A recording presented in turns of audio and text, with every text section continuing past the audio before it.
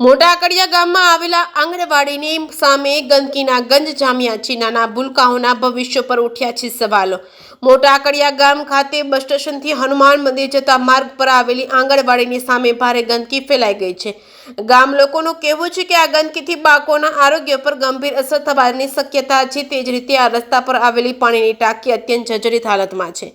ક્યારે પડી જાય અને જાનહાની થાય તેની ભીતિ લોકોએ વ્યક્ત કરી છે. ગામના લોકોનું કહેવું છે કે જર્જરિત ટાંકીના કારણે જો કોઈ દુર્ઘટના સર્જાય તો તેની સંપૂર્ણ જવાબદારી તંત્રની રહેશે તેવી લોક માંગ ઉઠી છે. આ ઉપરાંત રસ્તા પર મસ્ત મોટા ખાડા પડતા ખેડૂત તથા વાહન ચાલકોને ભારે મુશ્કેલીનો સામનો કરવો પડી રહ્યો છે. અનેક રજૂઆતો કરવા છતાં તંત્ર દ્વારા કોઈ કાર્યવાહી કરવામાં આવતી નથી. તંત્રના પેટનું પાણી પણ હાલતું નથી તેવી લોક માંગ ઉઠી છે. ગામના લોકોનો આક્ષેપ છે કે તંત્ર આ ખાડા કામ કરી રહ્યું છે. તેમની મુશ્કેલીઓને અવગણના કરવામાં આવી રહી છે.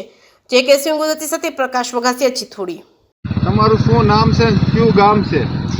મારું નામ હાર્દિક વઘાસિયા છે. ગામ મોટા આકડિયા, તાલુકો અમરેલી, જિલ્લો અમરેલી. શું પ્રશ્ન છે તમારો?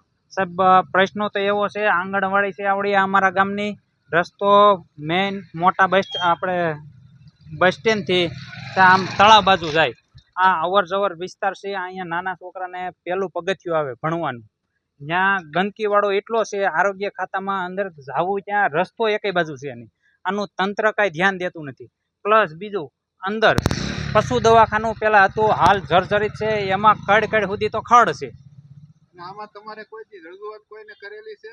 સાહેબ, આમાં ઘણી વખત અવારનવાર રજૂઆત મૌખિક કરેલી, લેખિત કરેલી છે. અને અમારા ગ્રામસભા હમણાં બેઠી ત્યારે હતા, અમે આ મુદ્દો કીધેલો છે. કોઈ કાંઈ તંત્ર ધ્યાન નહીં. દેતું નથી. આમાં કોઈ જાતનું કોઈ કાર્યવાહી હજી સુધીમાં થઈ નથી.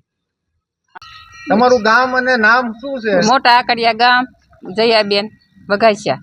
શું પ્રશ્ન છે? અમે મોટા સોરાથી આ ટાંકા લગનનો આલસીસી રોડ થવો જોઈએ ને સામે અમારે કબીર સાહેબનો છે ને એની સામે બધું પીરાણું છે, એમાં બધું હટાડો અમને.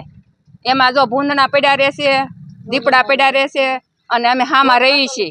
બરોબર, આ 15 વર્ષ થાય અમે હંદે એકને એક મને દઈએ છીએ પણ છતાંય અમારું કામ નથી થયું. એટલે આજીવન હવે રોડ થાય પછી જ મત મળશે, ત્યાં સિવાય મત નહીં મળે. 250 માણા 250 ખોવડું જગ્યામાં આવવા વાળું છે, એને એક થવું, અમે એક થઈ જવાના છે બધા. જો આ નહીં કામ થાય ને ત્યાં લગન આ રોડ હોહરવો કે હોહરવો રોડ અહીંથી આમ ને ઓલો આમ, બીજું કઈ નહીં. આ કયું ગામ છે? તમારું નામ શું છે?